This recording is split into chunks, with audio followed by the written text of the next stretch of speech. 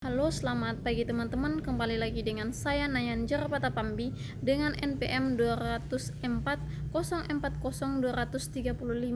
Fakultas Ekonomi dan Bisnis Prodi Akuntansi kelas Pendidikan Kewarganegaraan yang diampu oleh Bapak Ludovicus Bomans Wadu SPD MPD. Kali ini saya akan mereview 3 topik atau materi perkuliahan yang begitu menarik. Di antaranya 1. Hakikat pendidikan kewarganegaraan, 2. Identitas nasional, dan 3. Integrasi nasional. Hal ini tentunya sangat menarik untuk kita review kembali dengan tujuan untuk mengasah otak kita. Langsung saja pada poin yang pertama, yaitu hakikat pendidikan kewargaan negara. Secara etimologis, pendidikan kewarganegaraan berasal dari kata pendidikan dan kata kewarganegaraan.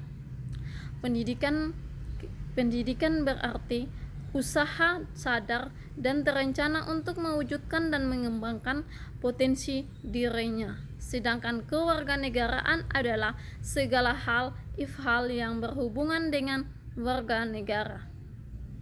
Secara yuridis, pendidikan dimaksudkan untuk membentuk peserta didik menjadi manusia yang memiliki rasa kebangsaan dan cinta tanah air.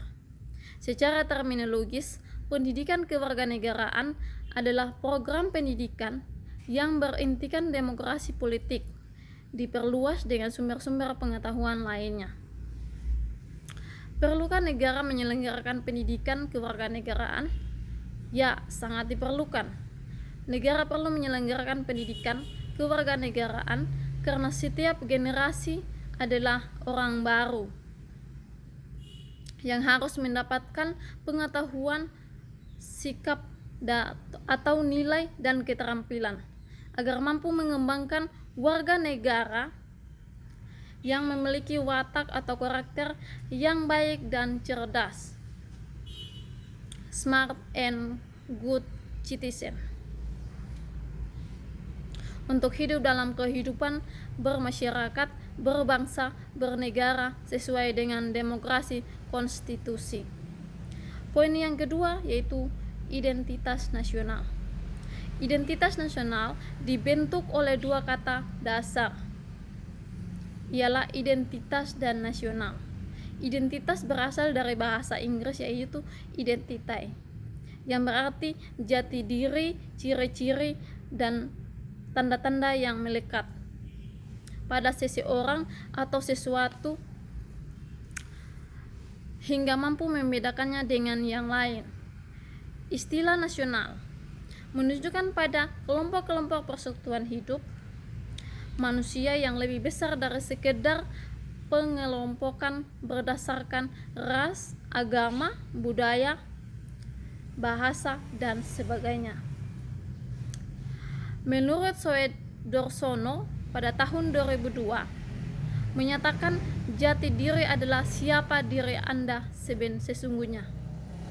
Menurut Kailen tahun 2002, jati diri bangsa Indonesia adalah nilai-nilai yang merupakan hasil buah pikiran dan gagasan dasar bangsa Indonesia tentang kehidupan yang dianggap baik, yang memberikan watak, corak, dan ciri masyarakat Indonesia.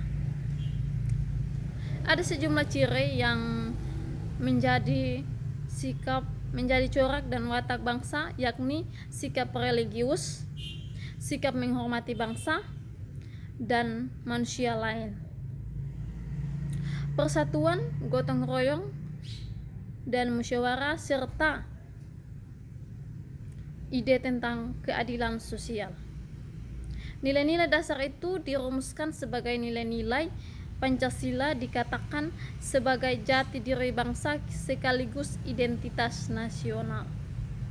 Bagi bangsa Indonesia, jati diri tersebut dapat tersimpul dan ideologi dan konstitusi negara ialah Pancasila dan Undang-Undang Dasar tahun 1945.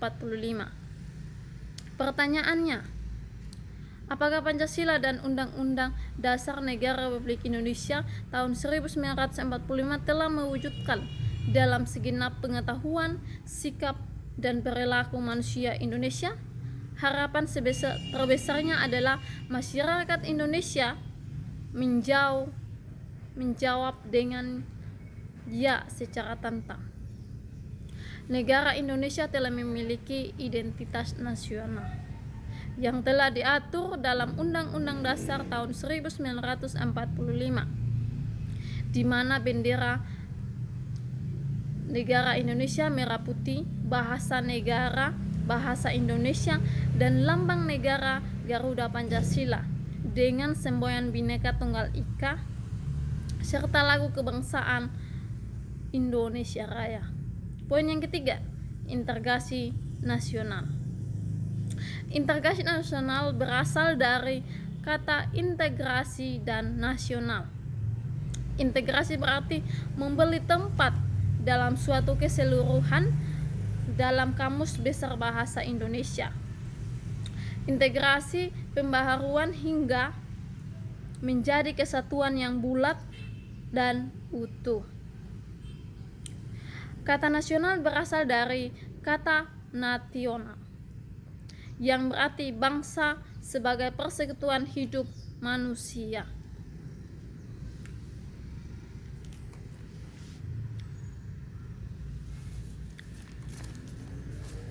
Integrasi nasional merupakan proses mempersatukan bagian-bagian, unsur atau elemen yang terpisah dari masyarakat menjadi kesatuan yang lebih bulat, sehingga menjadi satu nasional bangsa.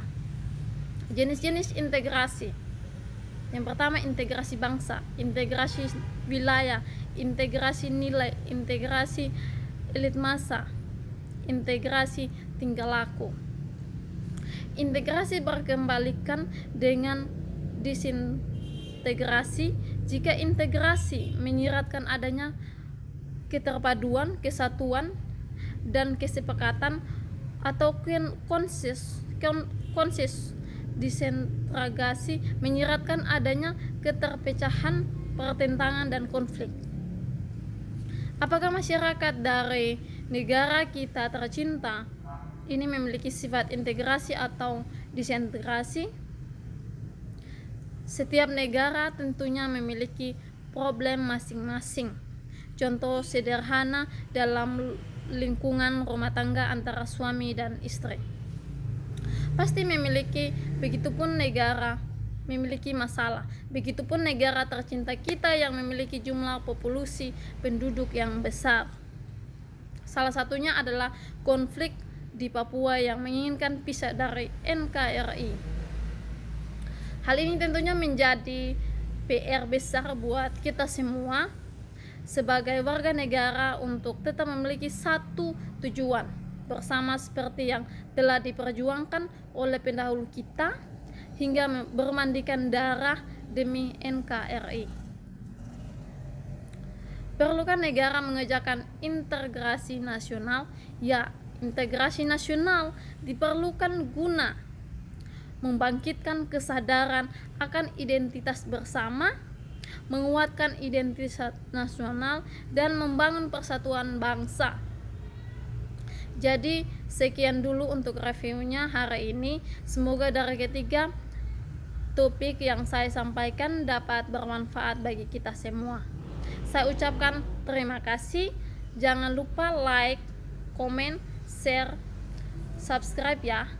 Bye bye.